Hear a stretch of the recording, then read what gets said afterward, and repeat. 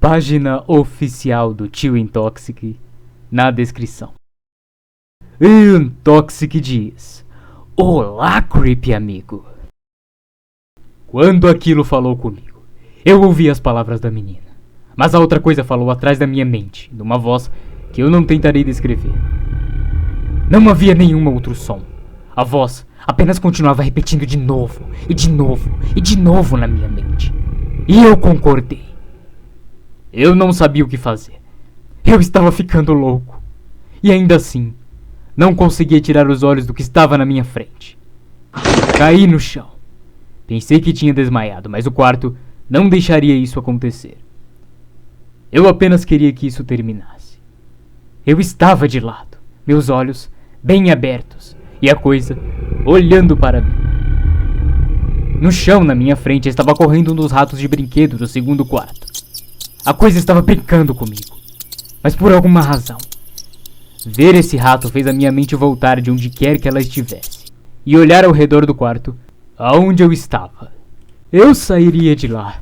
Estava determinado a sair daquela casa e nunca mais pensar sobre ela novamente. Eu sabia que esse quarto era um inferno, e eu não estava pronto para ficar lá. No começo, apenas meus olhos se moviam. Eu procurava nas paredes por qualquer tipo de abertura. O quarto não era muito grande, então não demorou muito para que eu checasse tudo. O demônio continuava zombando de mim. A voz cada vez mais alta, com uma coisa parada lá. Coloquei minha mão no chão, tentando me levantar, e voltei a explorar a parede atrás de mim. Então, eu vi algo que não podia acreditar. A coisa estava agora diretamente nas minhas costas, sussurrando como eu não deveria ter vindo. Como eu não deveria ter tentado nem sequer entrar nesta casa. Eu senti sua respiração na minha nuca, mas eu me recusei a me virar. Um grande retângulo foi riscado na madeira, como um pequeno entalhe no meio dele.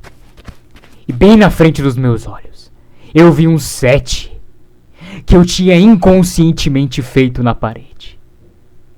Eu sabia o que era. Quarto 7 estava bem onde o quarto 5 estava momentos atrás. Eu não sabia como eu tinha feito aquilo. Talvez tenha sido apenas o meu estado no momento. Mas eu tinha criado aquela porta. Sim. Eu sabia que tinha. Na minha loucura, eu tinha riscado na parede o que eu mais precisava. Uma saída para o próximo quarto. O quarto 7 estava perto. Eu sabia que o demônio estava bem atrás de mim.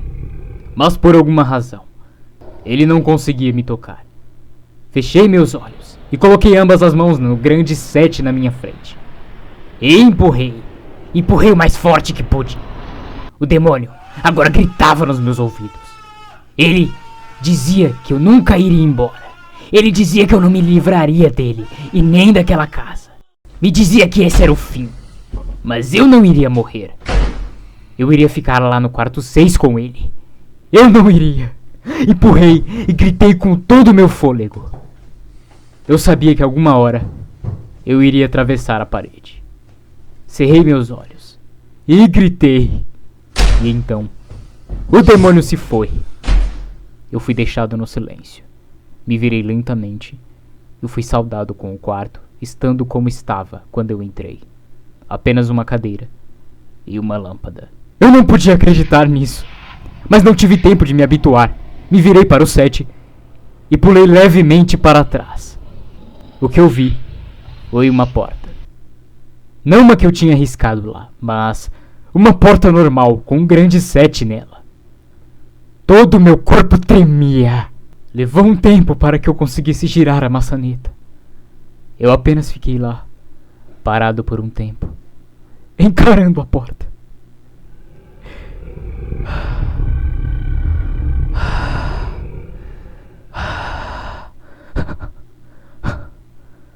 Eu não podia ficar no quarto 6, não podia!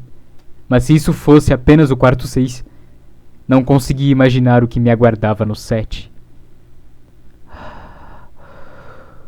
Devia ter ficado lá por 1 hora, não sei.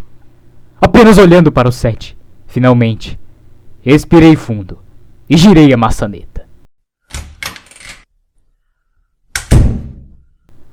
Abrindo a porta para o quarto 7. Cambaleei através da porta, mentalmente exausto e fisicamente fraco. A porta atrás de mim se fechou, e eu me toquei de onde eu estava. Eu estava fora, mas não fora como no quarto 5. Eu estava realmente lá fora. Meus olhos ardiam. Eu queria chorar. Caí de joelhos e tentei, mas não consegui. Eu estava finalmente fora daquele inferno. Nem sequer me importava com o prêmio que me foi prometido. Me virei e vi que a porta que eu tinha acabado de atravessar era a entrada. Andei até meu carro e dirigi para casa, pensando em como finalmente seria maravilhoso tomar um banho. Assim que cheguei em casa, me senti desconfortável. A alegria de deixar a casa sem fim tinha sumido, e um temor crescia lentamente em meu estômago. Parei de pensar nisso e fiz meu caminho para a porta da frente. Entrei e imediatamente subi para o meu quarto. Entrei lá e na minha cama estava meu gato Baskerville. Ele foi a primeira coisa viva que eu vi aquela noite, e fui fazer um carinho nele. Ele sibilou e bateu na minha mão. Recuei em choque. Ele nunca tinha agido assim. E eu pensei, tanto faz, ele é um gato velho. Fui para o banho e me aprontei para o que eu esperava ser uma noite de insônia. Depois do meu banho, fui cozinhar algo. Desci as escadas e me virei para a sala de estar e vi o que ficaria para sempre gravado em minha mente. Meus pais estavam deitados no chão, nus e cobertos de sangue. Foram mutilados ao ponto de estarem quase identificáveis, impossíveis de identificar. Seus ombros foram removidos e colocados ao lado de seus corpos, e suas cabeças em seus peitos, olhando para mim. A pior parte eram suas expressões. Eles sorriam como se estivessem felizes em me ver. Sorrisos grosseiros. Vomitei e comecei a chorar lá mesmo. Eu não sabia o que tinha acontecido. Eles nem sequer moravam comigo. E eu estava confuso. E então eu vi uma porta que nunca esteve lá antes. Uma porta com um grande número 8 riscado com sangue nela. Sim, depois dos corpos mutilados na minha frente. Eu sabia que tinha que continuar, mas naquele momento eu desisti. Os rostos sorridentes acabaram comigo. Me seguraram lá onde eu estava. Vomitei novamente e quase entrei em colapso. Então, o zumbido voltou. Estava mais alto do que nunca, enchia a casa e tremia as paredes. O zumbido me obrigou a andar. Comecei a andar lentamente, indo em direção à porta e aos corpos. Eu mal conseguia ficar de pé, ainda mais andar. E quanto mais perto eu ia dos meus pais, mais perto do suicídio eu estava. As paredes agora tremiam, tanto que pareciam que iam desmoronar. Mas ainda assim, os rostos sorriam para mim, cada vez que eu me movia. Os olhos me seguiam. Agora eu estava entre os dois corpos e alguns metros da porta. As mãos desmembradas rastejaram em minha direção. O tempo todo, os rostos continuavam a me olhar fixamente. Um novo terror tomou conta de mim. E eu andei mais rápido, mais rápido e mais rápido. Não queria ouvir eles falar. Eu não queria. Não queriam que as vozes fossem iguais às dos meus pais. Eu não podia suportar isso. Eles começaram a abrir suas bocas. E agora, as mãos estavam a centímetros dos meus pés. Em um movimento desesperado, corri até a porta. E abri, e a bati. Bati com tanta força a porta. Bati com toda a força que eu podia, atrás de mim. Quarto 8. Eu estava farto. Depois do que acabara de acontecer, eu sabia que não tinha mais nada que essa porra dessa casa pudesse ter que eu não pudesse sobreviver. Não havia nada além de fogo do inferno que eu não estava preparado. E, infelizmente, eu subestimei as capacidades da casa sem fim. Infelizmente, As coisas ficaram mais perturbadoras, mais terríveis e mais indescritíveis no quarto 8. Eu continuo tendo dificuldade de acreditar no que eu vi na sala 8. De novo, o quarto era uma cópia do quarto 6 e 4, mas sentado na cadeira normalmente vazia estava um homem. Depois de alguns segundos de descrença, minha mente finalmente aceitou o fato de que o homem sentado lá era eu. Não alguém que se parecia comigo. Ele era David Williams. Me aproximei. Tinha que dar uma olhada melhor, mesmo tendo certeza disso. Ele olhou para mim e notei lá as lágrimas em seus olhos. Por favor, não faça isso. Por favor, não me machuque. O quê? Eu disse. Quem é você? Eu não vou te machucar. Sim, você vai. Ele soluçava agora. Você vai me machucar e eu não quero que você faça isso. Ele colocou suas pernas para cima da cadeira e começou a se balançar para frente e para trás. Foi realmente bem patético de olhar, principalmente por ele ser eu, idêntico em todos os sentidos. Escute, quem é você? Eu estava agora a apenas alguns metros do meu doppelganger. Foi a coisa mais esquisita, a experiência mais estranha que já tive. Ele estava lá, comigo mesmo, falando comigo. Eu não estava assustado, mas ficaria logo. Por que você vai me machucar? Você vai me machucar. Se você quer sair, você vai me machucar. Se você quiser sair, você vai ter que me machucar. Por que você está falando isso? Apenas se acalme, certo? Vamos tentar entender isso. E então, eu vi o David sentado lá. O David que estava sentado lá estava usando as mesmas roupas que eu, exceto por uma pequena mancha vermelha bordada em sua camisa com o número 9. Você vai me machucar. Você vai me machucar. Não, não, não. Por favor, você vai me machucar. Então, meus olhos não deixaram o pequeno número em seu peito. Eu não conseguia parar de olhar. Eu sabia exatamente o que era. As primeiras portas foram simples, mas depois elas ficaram mais ambíguas. 7 foi arranhada na parede pelas minhas próprias mãos. 8 foi marcada com o sangue dos meus pais. Mas 9... Esse número era uma pessoa. Uma pessoa viva. E pior, era uma pessoa que se parecia exatamente comigo. David? Eu tive que perguntar. Sim, você vai me machucar. Você vai me machucar. Ah! Ele continuou a soluçar e a se balançar. Ele respondeu ao David. Ele era eu. Até a sua voz era idêntica à minha. Mas aquele 9... Eu andei por alguns minutos enquanto ele chorava em sua cadeira. O quarto não tinha nenhuma porta, e assim como o 6, a porta da qual eu vim tinha sumido. Por alguma razão, eu sabia que arranhar não me levaria a lugar nenhum desta vez. Estudei as paredes e o chão em volta da cadeira, abaixando a minha cabeça e vendo se tinha algo embaixo dela. Infelizmente, tinha. Embaixo da cadeira havia uma faca.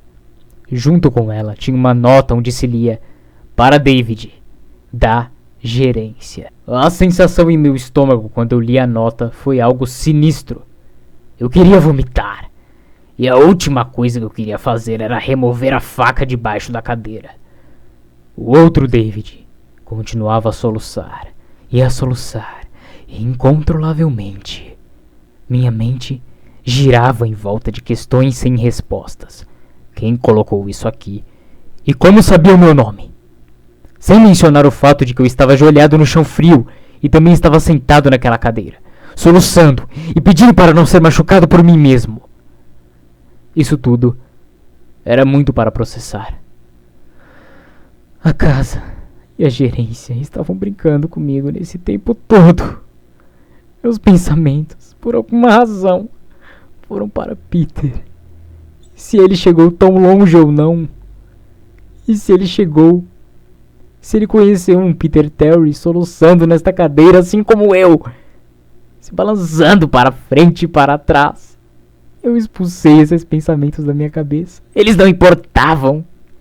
Eu peguei a faca debaixo da cadeira e imediatamente o outro David se calou. David, ele disse na minha voz, o que você pensa que vai fazer, hein? Me levantei do chão e apertei a faca na minha mão. Eu vou sair daqui. Agora. Sua voz era um pouco mais profunda que a minha. Eu vou te machucar. Eu vou te machucar e vou te manter aqui. Eu não respondi. Eu apenas o ataquei e o segurei no chão. Eu tinha montado nele e olhei para baixo. A faca apontada e preparada. Ele olhou para mim apavorado. Era como se eu estivesse olhando para um espelho. E então, o zumbido retornou, baixo e distante, mas ainda assim, eu o sentia no meu corpo. David olhou para mim e eu olhei para mim ao mesmo tempo. O zumbido foi ficando mais alto, e eu senti algo dentro de mim se romper. Com apenas um movimento, eu enfiei a faca na marca em seu peito e rasguei. Rasguei como se não tivesse amanhã.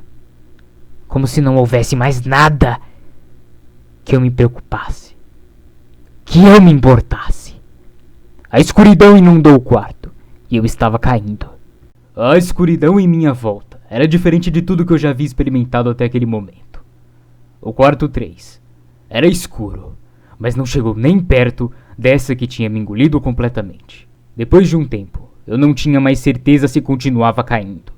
Me sentia leve, coberto pela escuridão. E então, uma tristeza profunda veio até mim. Me senti perdido, deprimido, suicida. A visão dos meus pais entrou na minha mente. Eu não sabia o que era real, mas eu tinha visto aquilo. Eu tinha certeza. E a mente tem dificuldades em diferenciar o que é real e o que não é. A tristeza só aumentava. Eu estava no quarto 9 pelo que pareciam dias. O quarto final. Exatamente. O fim. A casa sem fim tinha um final. E eu tinha alcançado isso. Naquele momento, eu desisti. Eu sabia que estaria naquele estado para sempre, acompanhado por nada além da escuridão. Nem o zumbido estava lá mais para me manter são. Eu tinha perdido todos os sentidos. Não conseguia sentir eu mesmo. Não conseguia ouvir nada. A visão era inútil aqui. E eu procurei por algum gosto na minha boca e não achei nada. Me senti desencarnado e completamente perdido. Eu sabia onde eu estava. Isso era o inferno. O quarto 9 era o inferno. E então, aconteceu. Uma luz. Uma dessas luzes estereotipadas no fim do túnel. E sim, exatamente. E então, eu senti o chão vir até mim. Eu estava de pé. Depois de um momento ou dois, para reunir meus pensamentos e sentimentos. Os meus sentidos estavam se alinhando naquele momento ainda. E eu andei lentamente em direção a essa luz. Assim que me aproximei da luz, ela tomou forma. Era uma luz saindo da fenda de uma porta. Dessa vez, sem nenhuma marca. Eu lentamente andei através da porta e me encontrei de volta onde comecei, no lobby da casa sem fim. Estava exatamente como eu deixei. Continuava vazia. Continuava decorada com enfeites infantis de Halloween. Depois de tudo que aconteceu aquela noite, eu continuava desconfiado de onde eu estava. Depois de alguns momentos de normalidade, eu olhei em volta, tentando achar qualquer coisa diferente. Qualquer coisa. Qualquer mísero detalhe. Na mesa, estava um envelope branco com o nome escrito nele. Muito curioso, mas ainda assim cauteloso. Juntei coragem para abrir o envelope. Dentro estava uma carta escrita à mão. David Williams, parabéns! Você chegou no final da casa sem fim. Por favor, aceite esse prêmio como um símbolo da sua grande conquista. Da sua eterna gerência. Junto com a carta, tinha 5 notas de $100. E eu não conseguia parar de rir. Eu ri pelo que pareceram horas. Eu ri enquanto andava até o carro e ri enquanto dirigia para casa. Eu ri enquanto estacionava o carro na minha garagem. Ri enquanto abria a porta da frente da minha casa. E eu ri enquanto vi um pequeno 10 gravado na porta de madeira.